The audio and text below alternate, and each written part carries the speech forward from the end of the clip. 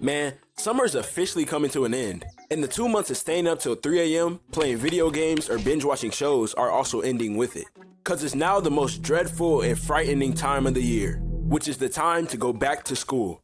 So now you have to try to change your whole sleep schedule from staying up all night to trying to go to sleep early so you can be woken up by your loud alarm at 6 o'clock in the morning. And everywhere you go, there will always be at least one back to school ad to put fear in your heart, just reminding you that you're going to be sitting in prison for the next year.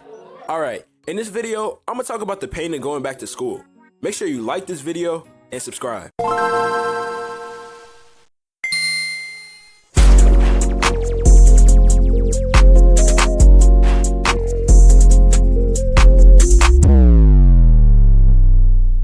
It's now the first day of school. You wake up after hours of struggling to sleep because you were up all night having nightmares of where you were headed in just a couple of hours. And the loud ringing sound of your alarm just doesn't make it any better. But you get up out of bed and throw in the most freshest fit you put on in months. Like a polo tee, some khakis, maybe even some Jordans.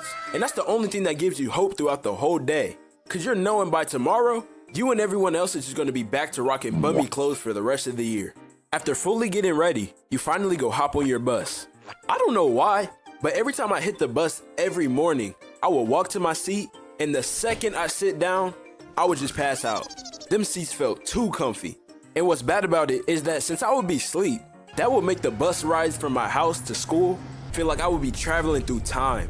To me, it felt like we would get there in seconds. Like, there's no way, my bus driver had to be speeding. But after that quick bus ride, I'd hop off the bus and head to the place I would be spending the next year of my life in. This place sucks. But I guess the only good part about it is you get to see some of your friends and the people you associated with from the last year after maybe not seeing them all summer. Other than that, just trying to adjust back into the school year is the worst part. Because all year long, you'd learn stuff, then summer starts, and you just know you didn't touch a single book or learn anything the whole time.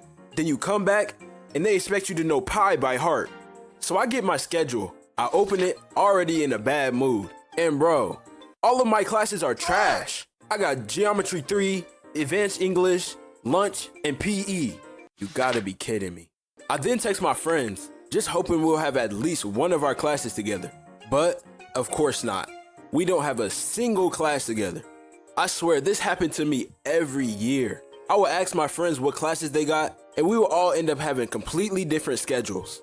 So, you walk to your first class, which you barely made it on time, cause there be so much stuff going on in the hallways. You got people blocking the hall, traffic jams at the staircases, and even people running full speed just to try not to be late. It's always way too much going on. But you finally make it to your class. You go to try to find a seat, but you can't even do that. Cause of course, your teacher just had to make assigned seating. So now you're forced to sit with the most random people. And throughout the year, you'd figure out in your classes which teachers were the chill ones that let the students do what they wanted, and which teachers were strict and didn't let the students do anything without their permission. My teachers would usually be in between, but I mostly had pretty strict teachers, which made the school year dreadful. During the first couple of days, the teachers really didn't make us do any work. We would just look at PowerPoints the whole time, then go to our next class. But this one teacher just had to ruin it, and he made the whole class do a PowerPoint project, which was due the next time we had class. This same teacher had us all going through it that year. He had us doing at least 3 projects a month. And coming back from summer, my brain was already fried. So that would just make the assignments 10 times harder. On top of that, and I would take a quick nap, cooked. So I'd be fighting to stay awake while the teacher was talking about whatever he was talking about.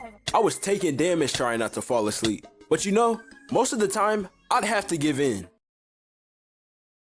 I'm an ultimate school nap connoisseur, and I just want to say, school naps hit like no other nap. 1 second you're laying your head on that cold desk, the next you're blacked out and sleep in seconds. And even though since you were asleep, you didn't hear or learn a thing in that class, I'm not even gonna lie.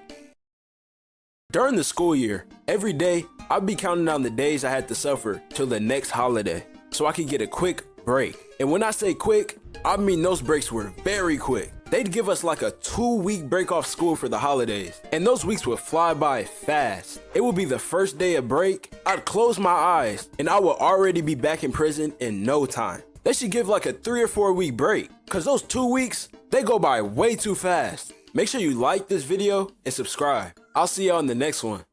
Peace.